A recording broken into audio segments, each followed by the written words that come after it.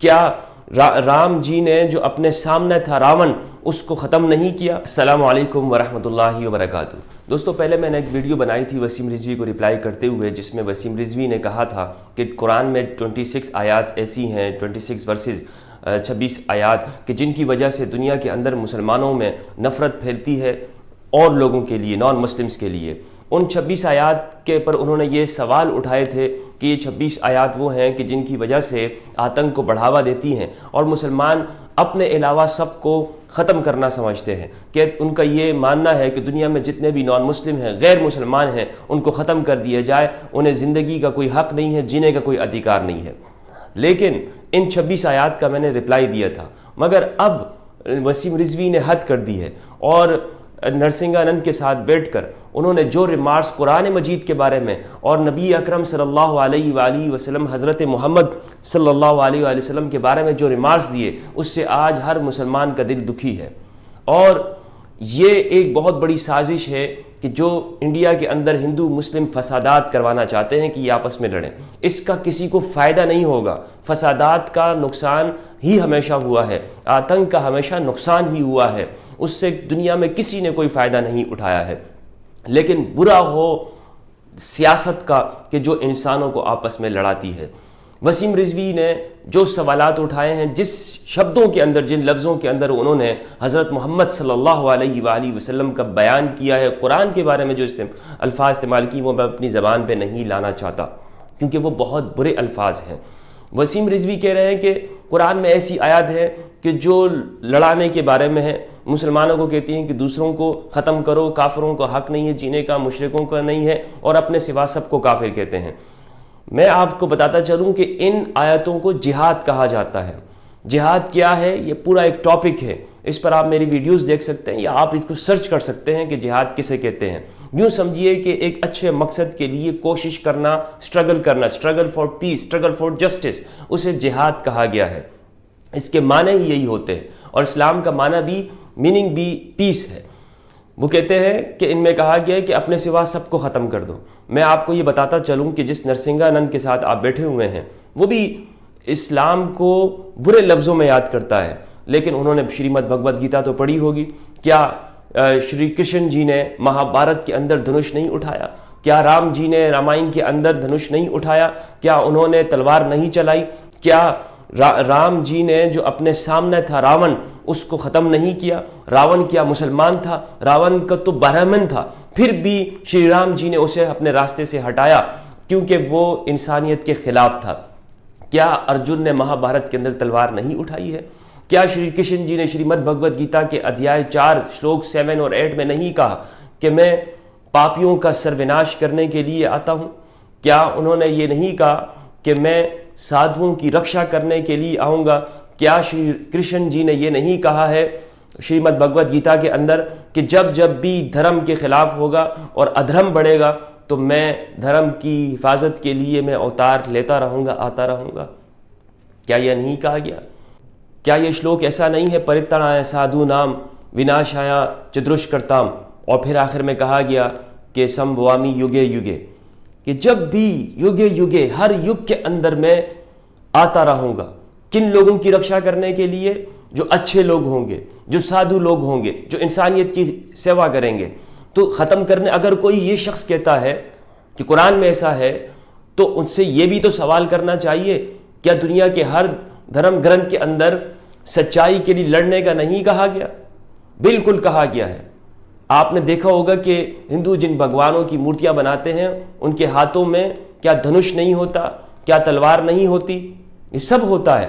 تو کیا یہ کہا جا سکتا ہے کہ تم اپنے سوا سب کو ختم کرو؟ ایسا نہیں ہے۔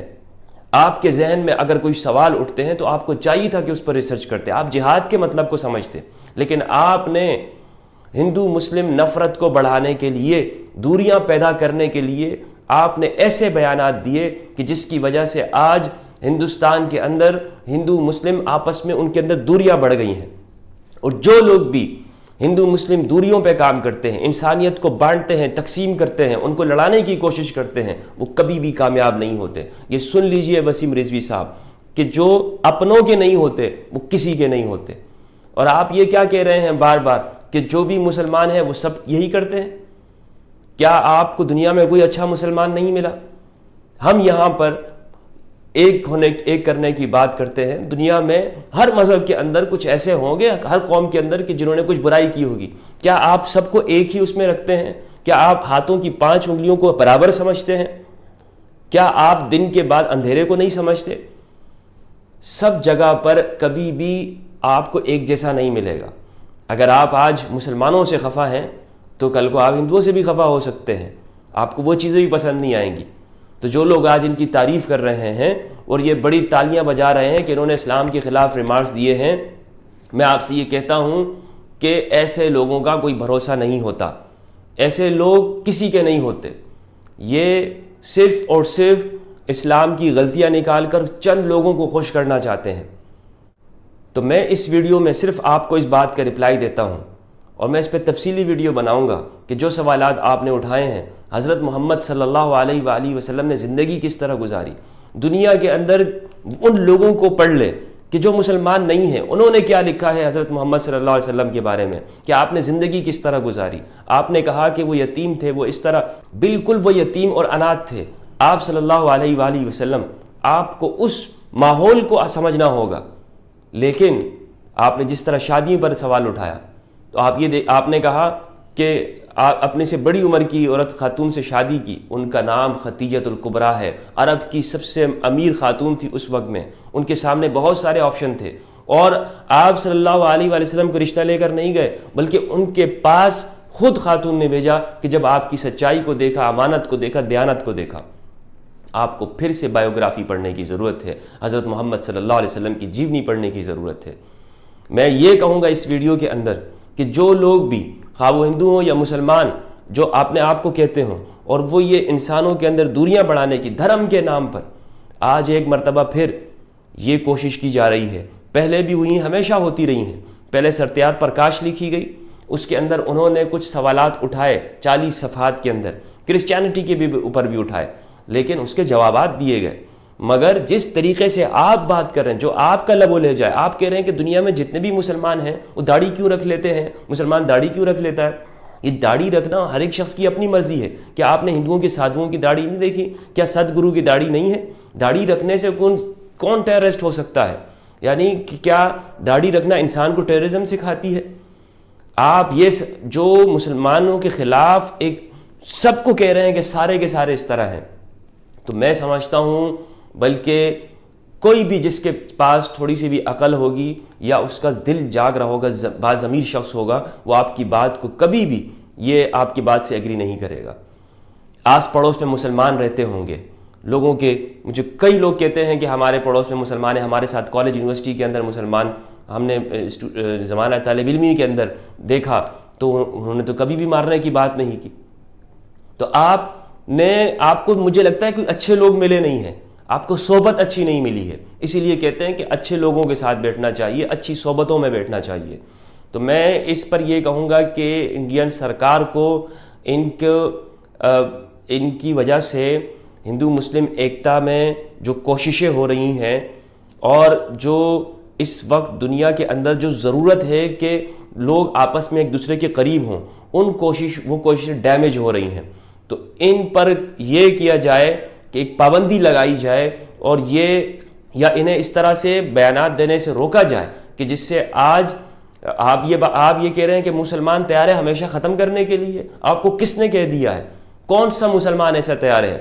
ہوں گی مسلم آرگنائزیشن، لیکن ان کو ہمیشہ مسلمانوں نے کنڈیم کیا ہے کہ جو مسلموں کے جامعۃ الازہر اس وقت پوری دنیا کے اندر مسلمانوں کا ادارہ ہے، کہ جہاں سے آفیشیل یہ طور پہ نکل چکا ہے کہ ان آتنکوادیوں کا اسلام سے کوئی تعلق نہیں ہے، کہ جو مذہب اسلام کے نام کو بدنام کر رہے ہیں، اور اس میں آپ بھی شامل ہو گئے ہیں. کیا آپ نے اس میں حصہ نہیں ڈال رہے ہیں؟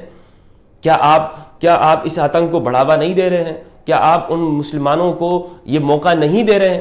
آپ بھی تو وہی کام کر رہے ہیں. پھر آپ کے اندر اور بوکو حرام والوں اور ان ٹیررسٹوں کے اندر کیا فرق ہوا؟ اپنے آپ کو مانوتا کا چیمپئن سمجھ رہے ہیں، اپنے آپ کو آپ بہت بڑا کر کے پیش کر رہے ہیں، لیکن آپ بالکل سیم وہی کام کر رہے ہیں.